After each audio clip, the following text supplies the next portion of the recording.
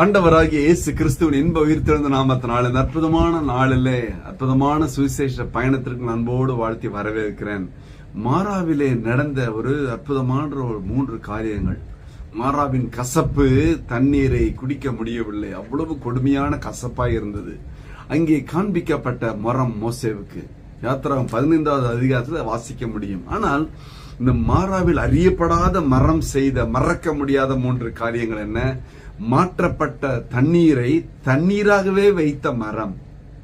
அந்த தண்ணீரா தான் இருந்துச்சு. தண்ணீர் உள்ளே கிரியை நடந்தது. எல்லா கசப்பையும் தனக்குள்ளே இழுத்து கொண்ட மரம், தனக்குள் இருந்த மதுரத்தை கொடுத்து தண்ணீரை மதுரமாக்கிய மரம். இது ஒரு ஊழியக்காரனுக்கு ஒப்பாய் சொல்லப்படுகிறது. ஆண்டவராகிய இயேசு கிறிஸ்துவும் அப்படித்தானே. ஒரு ஊழியக்காரன் வைங்களேன், முதல்ல உங்க ஊழியம் நீங்க செய்யறவர்களா இருந்தா உன் மனைவிக்கு உன் கணவனுக்கு உண்மையா இருக்கணும். நீங்க 2 பேர் ஒத்துமையா வந்து நிக்கணும்.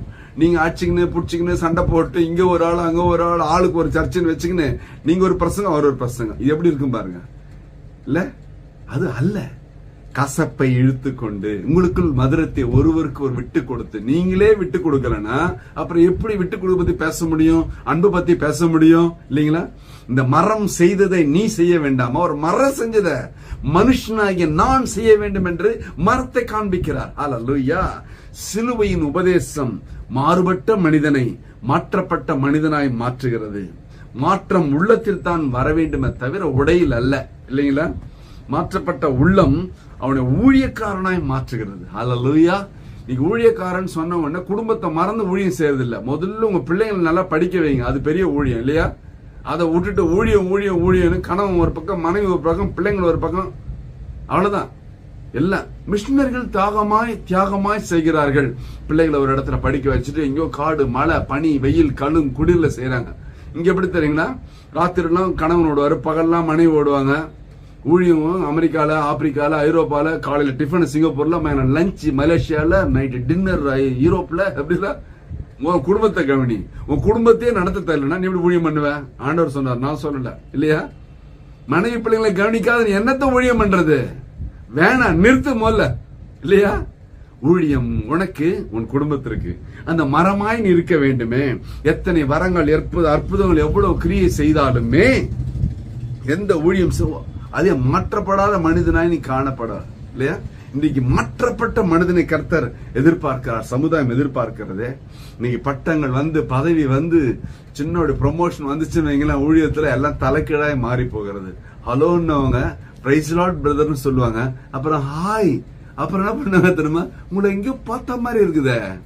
என்ன பல பேர் கேட்டுக்கிறாங்க, உங்க பேரு போதுமா? அவர் ஊழியத்துல 1000 கோடி சம்பாதிச்சாரு, நான் தொழில் செய்து தொண்டு செய்யறேன் இல்லையா? என் கை கர்த்தருடைய கை. ஹல்லேலூயா. தொழில் செய்து தொண்டு செய்யணும், அதுதான் முக்கியம். தொண்ட தொழில செய்யறது இல்ல இல்லையா? ஊழியத்தை வியாபாரமா செய்யறது இல்ல, அது வேண்டாம். ஏங்க, நல்ல கை காலை கொடுத்திருக்கிறாரு, உழைச்சி ஆண்டவர் ஊழி செய்வான். ஆமென். ஹல்லேலூயா. அப்படின்னா மரம் போல உனக்குள்ள இருக்கிற நன்மைகளை, உனக்குள்ள இருக்கிற கிருபைகளை, உனக்குள்ள இருக்கிற தாளந்தை, நேரத்தை, பொருளாதாரத்தை கர்த்தருக்காய் கொடுப்பது. ஆமென். ஹல்லேலூயா.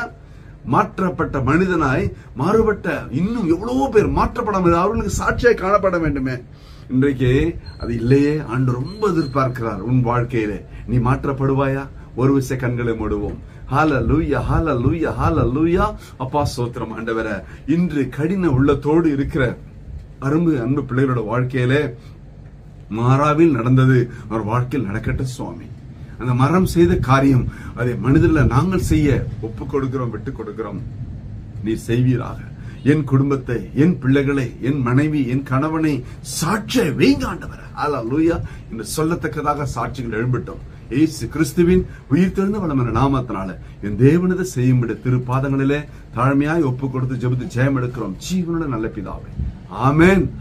கர்த்தர் உன்னை ஆசீர்வதிப்பாராக. Praise the Lord.